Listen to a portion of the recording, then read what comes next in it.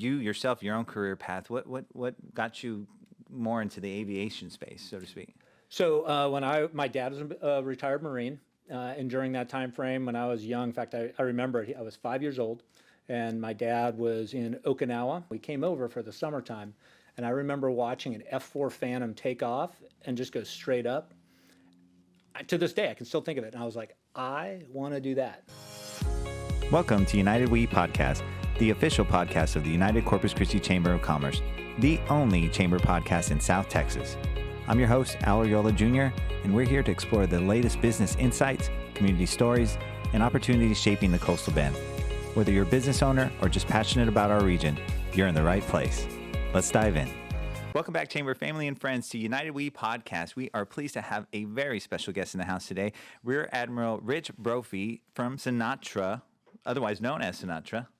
Rich, thank you for joining us. You bet. Hey, thanks for Al for having me. Just so you're aware, I mean, we've got a term in the United States Navy called plank owners. That's when you do your very first time doing something. Yeah. I'm a plank owner for a podcast. This is your first time This doing is my very first time doing a podcast. Well, we're even more honored to have you. Well, let's see where this goes then. Okay, I'll That's try kind of the way I see it too. Let's see where it goes. Well, thank you for joining us, and honestly, thank you for your service to our country. Thank you for all you do for our community. I think we're celebrating a big deal, which is 250 years of the Navy. Yeah, that's exactly right. I mean, Navy got its start 1775, October 13th, during the Revolutionary War. And here we are. I don't feel 250 years, but well, you look great. Evidently I am. No, so it's actually a really big deal. There's going to be all types of celebrations throughout this entire year. What's kind of neat is, the Blue Angels work for Chief of Naval Aviation Training, the job I'm in, and they are a big part of the 250th. In fact, the capstone event will be in Philadelphia on October 13th. It's a Monday, and the Blue Angels are actually going to do a flyover. Oh, how cool. So, well, you brought up the acronym. You explained it.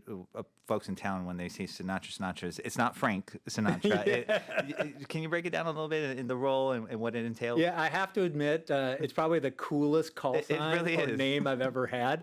And it's one that it's going to be hard giving that one up. But yes, it's Sinatra is actually a shortening of Chief of Naval Aviation Training. The position's been around since 1940s, and we're in charge of all of naval aviation training throughout the Navy. We also train Marine Corps, we train the Coast Guard, and we trained a number of international students. In fact, about 140 international students that are going through some version of our training, whether it's helicopter training, jet training, or whatnot. Well, when folks obviously think of Navy, they think water, they think Marine, maritime type of activities. I guess, can you explain to the folks the significance of why aviation within the Navy itself? Yeah, sure. Aviation's been around for about 114 years. First time we did it was in 1911. We hey, there's something about this airplane, and like any risk taker, you're like, what happens if I try to land that on a ship? Really dangerous. The first ones, their life expectancy was pretty short, but we've been able to work that out. And now, I've been doing this for a long time, and I've landed on ships quite a bit. So we've been doing it for a long time, since 114 years. Really kind of during World War II is when our heyday was, when, quite frankly, the war in the Pacific was won by carrier aviation. And then since that time, it is well established that without naval aviation, that's the first thing the president asks when there's a crisis, no matter where it is. Despite the challenges that you see, I mean, if you look at what's going on in the Red Sea right now, we have a carrier there. In fact, we just moved a second carrier there as well. Well, you're going where I was hoping to take the conversation is the theater of war. You brought up World War II and maybe where we are today. How vital do you feel the mission continues to be? No, absolutely. The mission of the United States Navy has never been more sacrosanct. For 250 years, we protected our sea lanes. Most people don't realize that 90% of our trade that we do internationally is done by sea. And the reason that we're able to get that free trade is because of a strong Navy. If you look at what's happening in the Red Sea right now, obviously the trade route that goes through the Suez Canal has been under threat from the Houthis for about 18 months now. And it's significantly costing the folks a lot of money to send the ships all the way around Africa in order to get it to, say, Europe or to the United States. And so that free trade of goods comes along with us protecting things such as Red Sea transits. You know, I shouldn't say I never thought of it, but you got my wheels turning, and especially thinking as commerce, the Chamber of Commerce itself. Yeah, you guys are, I guess, the ones that, I guess, create stability, predictability on the waters to make sure that things go where they need to, huh? Yeah, in fact, if you look in our Constitution, maintain a Navy is clause 13. Yeah. To raise and to maintain a Navy. It's actually enshrined in our Constitution, which it was recognized by our founders, the importance of having a Navy. And why? Yeah. No, that makes too much sense. Excuse me. Well, we're talking about, you brought up the air show and the Blue Angels that are going to be in Philly, but they're going to be here sooner than that's there, right? Actually, come this Wednesday, Blue Angel 7 should be flying in on Wednesday. The rest of the team comes in on Thursday, where they'll do kind of a practice. What they do is they go fly their checkpoints and make sure that they're at the right checkpoint, right time, and they're able to look down and go, oh, that's the house that I'm going to time off of. And sometimes most people don't realize. Is it really just by eyeball like that? It literally is by eyeball. Oh, wow. Most people don't realize that. In fact, I was talking with the Blue Angels CEO a little while ago, and for each air show, he has about between 40 to 60 different points that he memorizes, and he actually memorizes it before he gets there. And so when he's flying, he's like, all right, I'm looking for that blue house, and he knows he should be hitting the blue house at this point on the time frame. Oh my God. And then so it's like he's writing a song in the air, basically. It kind of is. And oh, wow. In fact, that's why you'll see the show get better and better as the year goes on, as they just get more comfortable hitting their checkpoints and knowing it's like, oh, I'm a little behind. You know, how can I speed it up? Stuff when you have 6 airplanes, you know, on your wing, you can only do so much. You can only speed up so much.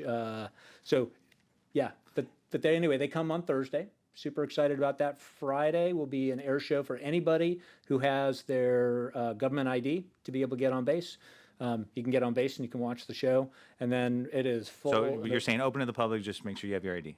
Yeah, government IDs. Government IDs. Yep. Okay. So you have to be able to get on the base without any restrictions normally. Gotcha. For those that it's open to the full public on Saturday. Gotcha. For a full show, it should be a great show. Well, and you know, I'm assuming the Blue Angels are the cream of the crop, so to speak. Yeah.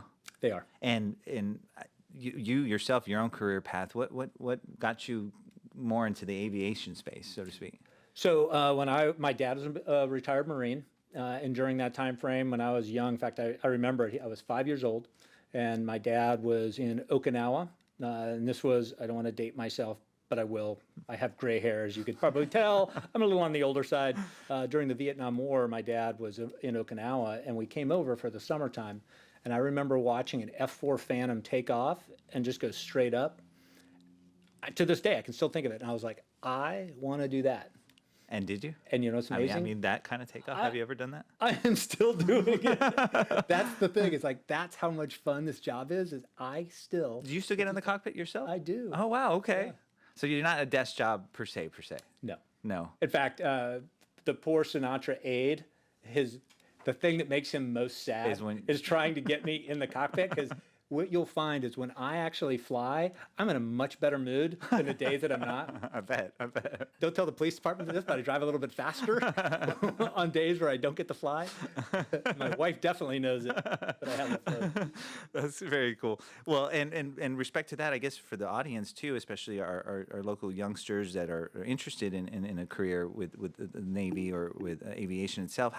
What pathways would you suggest? What should they be curious about? What advice would you give your younger self, I guess? Yeah, absolutely. Well, for me, I've always been, fascinated with aviation. If you're the type of kid that was like me, that would actually run outside anytime an airplane flew over, even if it was like a Cessna, the type that my dad actually would take me to air shows. And even if you're not, come to the air show. Come talk to the pilots. And don't talk to folks like me. I'm the old guy. Talk to the young pilots that maybe just graduated from college and are now in aviation training. Yeah. I think you're going to find they're upright, good model citizens. each and every one of them. I think most people, once they talk to them, would want to aspire to something greater than themselves, service, because really, I mean, it is service. Now, it's probably the best service because it's a lot of fun. Yeah. It's a lot of fun what we do. So I would say talk to them, and then you could go through a Navy recruiter. Everybody who flies airplanes is an officer, which requires you to get your college degree. Okay. You mentioned this air show, and a lot of the spirit is to very much connect to the community and show these career paths. Yeah. Absolutely. In fact, that's one of the main reasons why over the last, we haven't had since 2019, the air show has not been on the air station. We really want to invite the community to come back to the base. They just haven't seen it in a long time. So we're super excited to have, we're honored to actually bring the community back onto the Naval Air Station for this air show. Well, and speaking of community, our engagement as a Chamber of Commerce and a lot of our partners, we're excited of the opportunity to rebuild a facility that needs some work. And it's been some time since that hurricane did its damage to your quote-unquote headquarters. But we're very excited and proud that, Port, the city, a lot of our partners are really stepping up to make sure that we kind of rebuild that asset and make sure that it's here for a long time to stay. Your overall operations, exclusively, it's not just limited to Corpus Christi per se. It's stretched across the country. Oh, absolutely. Yeah. So think southern part of the United States is where we're at. So we have Corpus Christi, we have Kingsville for the Texas area. Then we have a base in Meridian. I've got one in Pensacola, and then I have another near Pensacola called Whiting Field that we do all our helicopter training. So we just happen to be headquarters here in Corpus Christi. Super proud that it is Corpus Christi. And we are too. Yeah. And I'm led to believe that's just been more out of tradition, so to speak. Initially, we were stationed actually in Pensacola. Okay. And then in somewhere around the 50s, we moved down the headquarters to Corpus Christi. It was our second largest training location was Corpus Christi, and we've been here ever since. Well, we think that was a good decision once upon a time. Well, so do we. What people don't realize is how great the airspace is here.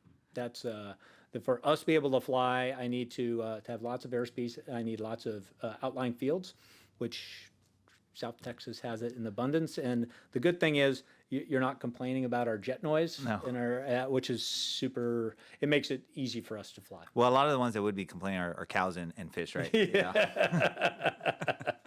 Well, getting into some kind of, I guess, leadership questions. You've been in this position for quite some time now. And I'm sure throughout the operations and whatnot, you've had to face challenges where maybe some folks that answer to you, subordinates, have excuses, so to speak. And this is just a friendly bit here. Is what's been the most creative one or funniest one that you've heard so far? Excuses. I think I would probably be the biggest offender of those excuses. I mean, myself included.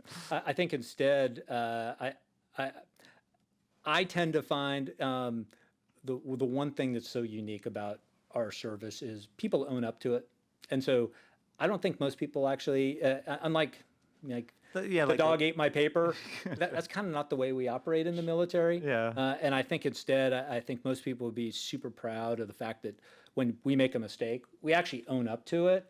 And when we own up to it, you're going to find there's a lot more grace, at least from the military standpoint, when you do own up to a mistake, and then just kind of lean into it. What I like to say is just try to be 1% better each and every day. Especially when you're talking with student naval aviators who are working their tail off day in and day out. Most people don't realize our student naval aviators, they're lots of times flying 6 days a week. And so we give them about a day off. And oh, by the way, sometimes they're flying twice a day. Well, and maybe if you could go into that turnaround. Some of them they're here for how many weeks at a time or months at a time? Or? Right. So the initial training when you join and you come down, say to Corpus Christi, we're going to give you primary flight training is what you would start with. Primary flight training is about 28 weeks long. Now, weather dependent and whatnot, so sometimes it can extend a little bit longer. Sometimes it can be a little bit shorter, harder to get there. We have to kind of double pump you or fly you twice in a day, which we're not afraid to do after you've been doing it for a little while. So sometimes they're only here for 7-8 months, and then they'll move on whether they get. So after you're finished with your primary training, then you get to select. You go, am I going to go maritime? and go fly a big winged airplane? Am I going to go helicopters, or am I going to go jets? And so you get to make that choice. And the one commitment I have to everybody is, if you're number one in your class, you get to choose where you're going to go. Oh, that's pretty cool. Yeah. Well, I'll tell you what, too, and I think you know this, we're proud, the Chamber of Commerce is to purchase the wings of gold for these aviators. And I think it's one of our favorite parts of the job is to go to the ceremonies themselves. And so when we're hearing where they're being sent to, that's effectively because of what they're going to end up flying, to your point? It is. Okay. That's exactly right. So when you go to their winging, they've actually finished, they've already selected. The ones that you typically are winging are the ones that are going to go to maritime.